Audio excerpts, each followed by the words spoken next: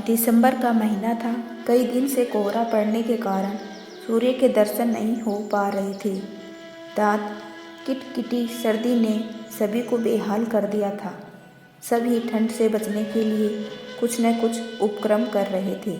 एक गांव में बैसाखी नाम का कृषक रहता था, जो कि बड़ा मजाकिया स्वभाव होने के कारण उसे पूरे गांव के लोग पसंद रहते। वह चलते फिरते सभी को हंसाता रहता। उसके परिवार में माता पिता के अलावा उसके भाई का परिवार, पत्नी, एक पुत्री और एक पुत्र थे। वह अपने माता पिता का बड़ा पुत्र था। उसके दोनों बच्चे गांव की पाठशाला में पढ़ने जाते। संयुक्त परिवार में सभी का जीवन हंसी खुशी से व्यतीत हो रहा था। कई दुधारू पशु, गाय और भैंस के अलावा खेती करने के लिए बैल आदि भी थे।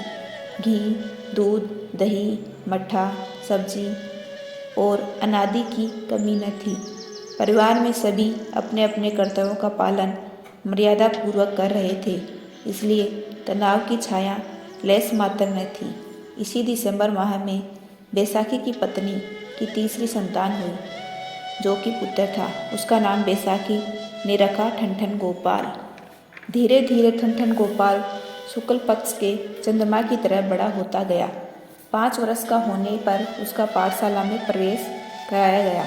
वह पढ़ने में बड़ा कुशागर और बुद्धिमान था, लेकिन शरारती बच्चे उसे ठनठन गोपाल कह कहकर खूब चिढ़ाते रहते। उसे बहुत बुरा लगता। बेचारा मन महसूस कर रह जाता। एक दिन उसने अपने पिता से तंग आकर पूछा, पिताजी, आपने मेरा नाम ठनठन गोपाल ही क्यों रखा? कोई और नाम रख देते तो अच्छा रहता। बच्चे की बाल सुलभ बातें सुनकर बैसाखी ने उसे गोद में उठा लिया और उसे प्यार करने लगे। हंसते हंसते कहा, बेटा, जब तुम्हारा नाम हुआ था उस समय ठंड बहुत अधिक बढ़ रही थी, इसलिए मैंने तुम्हारा नाम ठनठन गोपाल रख लिया।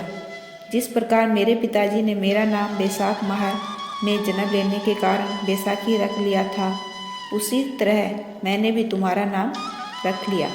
ठनठन गोपाल को जब अपने नाम की सच्चाई पता लगी तो वह मन ही मन बहुत प्रसन्न हुआ। फिर उसने पिता से नहीं कहा कि उसे कक्षा के शरारती बच्चे चिढ़ाते हैं। उसने मन में दृढ़ निश्चय कर लिया कि अब वह चिढ़ेगा ही नहीं, और जब वह चिढ़ेगा ही नहीं तो बच्चे अपने आप ही उसे चिढ़ाना बंद कर देंगे। मन से किया गया कोई भी संकल्प हमें उन्नति के मार्ग पर ले जा सकता है, खींच, तनाव और क्रोध से मुक्त रख सकता है। ठनठन गोपाल ने अपने पिता से एक प्रश्न और पूछा, पिताजी, आप हमेशा ही प्रसन्न रहते हैं और दूसरों को भी प्रसन्न रखते हैं, क्या हमें हमेशा ही प्रसन्नचित्त रहना चाहिए? उसके पिता ने मुस्कुराकर कहा, बेटा, प्रसन्न रहने से हमें कठिन से कठिन कार्य करते हुए थकान नहीं होती। हम शक्तिहीन और जल्दी बूढ़े नहीं होते। इससे फायदे ही फायदे हैं और नुकसान कुछ नहीं।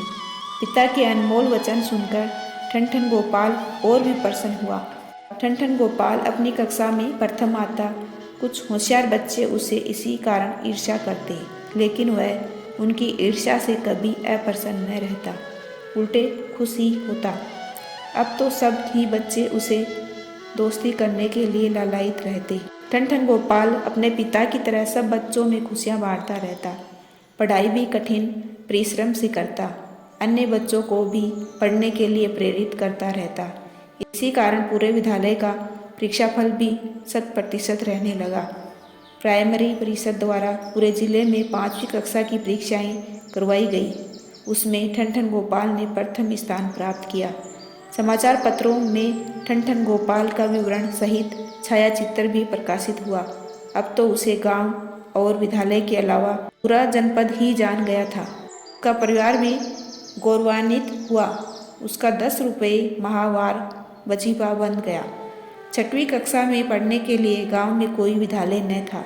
जो था वह गांव से 5 किलोमीटर दूर था।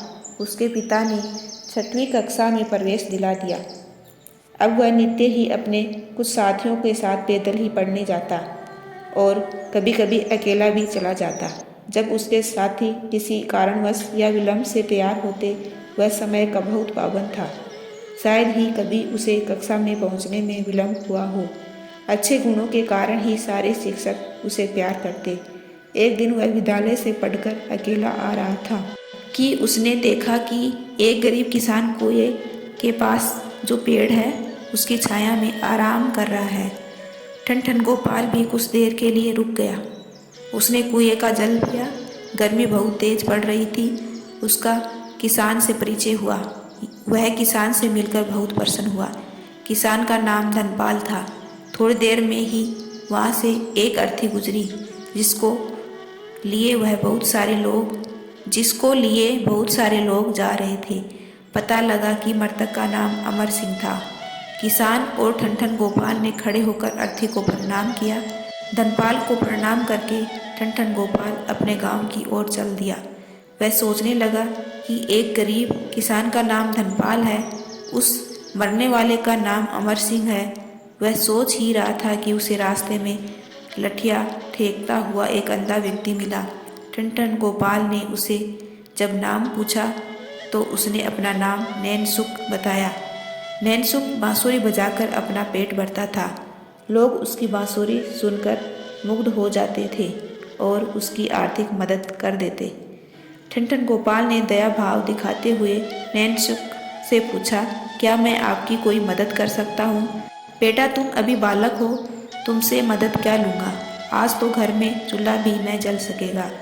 घर वाले मेरी प्रतीक्षा कर रहे होंगे कि कुछ कमाकर ला रहा होगा, लेकिन आज तो कुछ मिला ही नहीं है। ईश्वर की जो इच्छा। कई दानी जब मेरी अच्छी मदद कर देते हैं तब मैं बांसुरी बजाने कई दिन नहीं आता। ठनठन गोपाल ने जब यह सुना तो उसका मन करुणा से भर आया। उसे विद्यालय से आज ही वजीफा की धनराशि 10 रुपये मिली थी। उसने वहीं खुशी खुशी नैनसुख को दे दी। नैनसुख का मन 10 रुपये पाकर गदगद हो गया। वह ठनठन गोपाल को आशीष और आशीर्वाद देने लगा। आज तक किसी बच्चे ने उसकी इतनी बड़ी मदद नहीं की थी, इसलिए उसने संकोचवश पूछ ही लिया, बेटा, ये रुपए तुम कहाँ से लाई? तुम्हारे घर वाले डांटेंगे तो नहीं? ठनठन गोपाल ने अपनी मीठी वाणी से कहा, बाबा, आज मुझे अपने विद्यालय से वजीफे के 10 रुपये मिले हैं, इसलिए मेरे घर वाले नहीं डांटेंगे। मुझे आज बहुत खुशी हुई है कि मैंने एक ज़रूरतमंद की मदद कर दी। बेटा, तुम बड़े दयालु हो। यदि धरती पर सबकी भावना ऐसी ही हो जाए तो असहाय और ज़रूरतमंद व्यक्ति कभी भूखा और नंगा न रहे। ठनठन गोपाल उत्सुकता से होकर नैनसुख से बोला, बाबा, मुझे अपनी बांसुरी सुना दो। उसका इतना कहना था कि नैनसुख ने बांसुरी बजाना शुरू कर दिया। बांसुरी की मधुर तान पर ठनठन गोपाल मुग्ध हो गया। तभी उसके गांव के कुछ लोग आ गए। वे सब कस्बे का बाजार करके वापस गांव लौट रहे थे। जब उन्हें सच्चाई का पता लगा तो वे ठनठन गोपाल की महानता पर बहुत गर्वित हुए। ठनठन गोपाल अपने गांव वालों के साथ गांव की ओर चल दिया तथा नैनसुख अपने घर की ओर। एक नेत्रहीन व्यक्ति की मदद करने की चर्चा पूरे गांव में हवा की तरह फैल गई थी। सब ही ठनठन गोपाल की महानता पर खुश थे। ऐसे ही वीडियो देखने के लिए चैनल को सब्सक्राइब कीजिए। Thanks for watching.